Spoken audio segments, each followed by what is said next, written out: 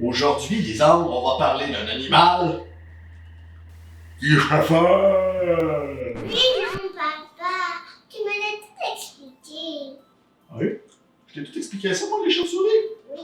Mais je pense qu'on va se donner d'autres informations, hein? C'est genre des souris volantes? En fait, même si on dit souris, dans chauve-souris, ce ne sont pas des rongeurs. Hein, c'est des mammifères, comme nous, comme les souris, mais ce ne sont pas des rongeurs. Ils n'ont pas du tout la même alimentation et surtout la même dentition. On va dire rongeur parce qu'un animal a des dents vraiment très plates qui vont lui servir à couper les végétaux dont il va se nourrir.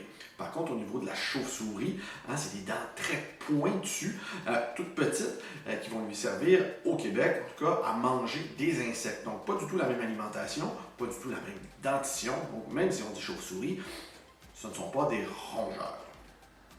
C'est quoi un mammifère? Pour qu'un animal puisse être catégorisé comme un mammifère, il faut qu'il rencontre certaines caractéristiques. Donc, premièrement, il faut que cet animal-là ait du poil. Si on regarde la chauve-souris ici au niveau de son corps, on va voir qu'elle a du poil. Donc, première caractéristique qu'on a. Deuxièmement, il faut que l'animal ait le sang chaud. Comme nous, la chauve-souris a le sang chaud aussi. Donc, deuxième catégorie, deuxième caractéristique. Troisièmement, il faut que l'animal soit vivipare, donc qu'il ne ponde pas d'œufs. La chauve-souris ne pond pas d'œufs. Elle va avoir par portée un ou maximum deux bébés à la fois. Donc, elle est vivipare. Troisième caractéristique. Quatrième caractéristique, il faut que la femelle puisse allaiter ses petits. Donc, qu'elle les nourrisse en leur donnant du lait. Ce que la chauve-souris fait. Donc, c'est pour ça qu'on peut dire que c'est un mammifère. Est-ce qu'elles boivent du sang?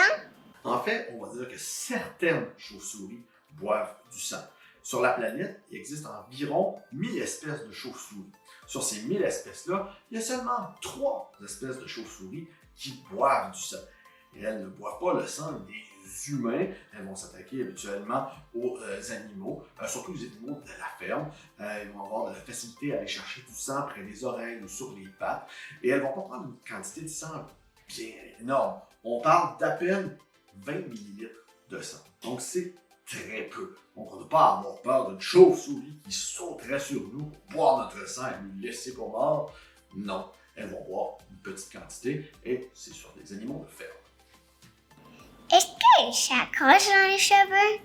Ils ne s'accrochent pas vraiment dans les cheveux, les gens. Ça, c'est un mythe. Dans le fond, si on regarde la chauve-souris ici, vous allez vous rendre compte que ses mains, ce sont des ailes. Donc, elle ne peut pas vraiment s'agripper en se tenant par ses ailes. Donc, nous, on n'a pas besoin d'avoir peur qu'elle s'agrippe dans nos cheveux. Par contre, l'été, hein, il fait chaud, on sort dehors et on attire des moustiques. Au Québec, les chauves-souris, elles mangent beaucoup de moustiques. Donc, elles vont s'approcher de nous pour manger ces insectes-là qui sont près de nous, mais elles ne cherchent pas à sauter dans nos cheveux, elles cherchent juste à se nourrir. Est-ce qu'elles donnent la rage? Pas plus qu'un autre animal, pas plus qu'un raton laveur, pas plus qu'un renard qu'on pourrait retrouver en forêt. Donc, ce sont des petits animaux sauvages qui peuvent être vecteurs de maladies comme tout autre animaux. C'est à nous de les observer de loin, de ne pas chercher à les attraper ou à les effrayer non plus.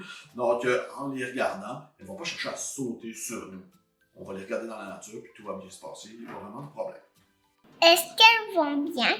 Malheureusement, au Québec, les chauves-souris ne se portent pas bien. Les populations descendent très rapidement. C'est dû à plusieurs facteurs, dont la déforestation et la destruction de plusieurs habitats, comme des vieilles granges où les chauves-souris peuvent aller hiberner.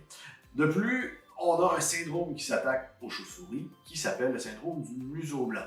C'est un petit champignon qui s'installe sur le nez de la chauve-souris et qui va, pendant l'hiver, la déshydrater et elle va en mourir malheureusement. Donc, nous, ce qu'on peut faire pour ça, c'est aider à ne pas détruire les différents habitats de la chauve-souris. Maintenant, si vous voulez en apprendre plus sur les chauves-souris, je vous invite à passer au musée de la Maison Léon-Provencher pour pouvoir profiter de notre merveilleuse bibliothèque de vulgarisation scientifique. Vous allez pouvoir voir plusieurs livres qui portent sur les chauves-souris et en apprendre plus. Merci!